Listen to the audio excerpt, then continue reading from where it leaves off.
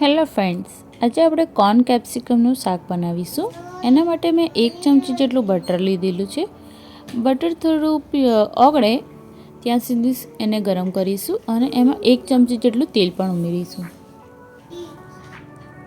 હવે તેમાં કોર્ન અને કેપ્સિકમ લેવાના છે. કોર્ન મેં 1 કોર્ન લીધેલો છે, એને બરાબર સોતે કરી લઈશું. અને કેપ્સિકમ મેં 2 નાના કેપ્સિકમ લીધેલા છે, એને પણ ઉમેરીશું. એ બંને થોડાક સોતે કરી લઈશું.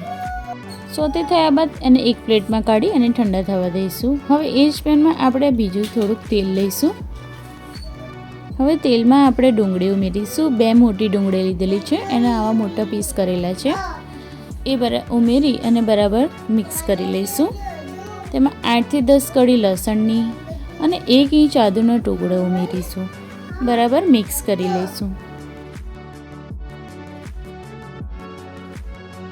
હવે તેમાં 1 ચમચી જેટલું મીઠું ઉમેરીશું, જેથી કરીને ડુંગળી સોફ્ટ થઈ જાય.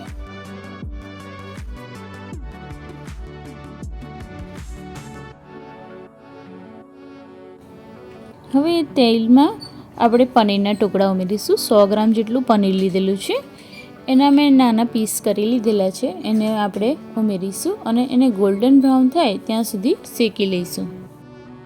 પનીર ગોલ્ડન બ્રાઉન થઈ ગયું છે, એટલે હવે એને પ્લેટમાં કાઢી લઈશું. હવે આપણે ગ્રેવી તૈયાર કરીશું. એના માટે એક બાઉલમાં આપણે જે ડુંગળી ટામેટાને સોતે કરેલા હતા એ ઉમેરીશું.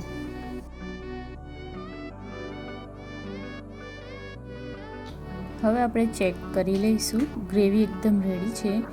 એમાં મેં થોડુંક પાણી ઉમેરી અને એને ક્રશ કરી છે. કન્સિસ્ટન્સી આવી રાખવાની છે.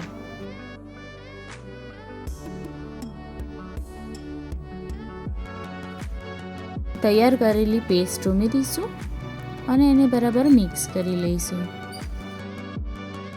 ત્યારબાદ તેમાં મેં અડધી ચમચી કાશ્મીરી કૂમઠી લાલ મરચું ઉમેરી છે, જેથી કરીને ગ્રેવીનો કલર સરસ લાલ આવે.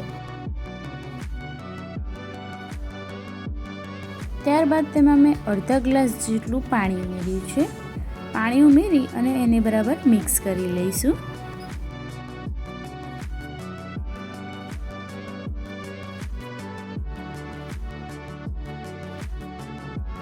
હવે તેમાં ફ્રાય કરેલા કોર્ન અને કેપ્સિકમ ઉમેરીશું અને બરાબર મિક્સ કરી લઈશું. મિક્સ કર્યા બાદ તેમાં ફ્રાય કરેલા પનીરના ટુકડા ઉમેરીશું. અહીં મને થોડું પાણી ઓછું લાગ્યું, એટલે મેં અડધો ગ્લાસ જેટલું પાણી ફરી ઉમેર્યું છે અને તેને બરાબર મિક્સ કરી લઈશું. અને આપણે ગ્રેવીની કન્સિસ્ટન્સી એકદમ પરફેક્ટ આવી કરીશું. 2 મિનિટ સુધી આપણે શાકને ઢાંકીને રાખીશું. અહીં ગ્રેવીમાંથી તેલ છૂટું પડી ગયું છે. લાસ્ટમાં મેં ટોમેટો કેચઅપ ઉમેર્યો છે. 2 ચમચી જેટલું કેચઅપ ઉમેર્યું છે. એનાથી શાકનો સ્વાદ ખૂબ જ સરસ આવે છે. તમે જરૂર ટ્રાય કરજો.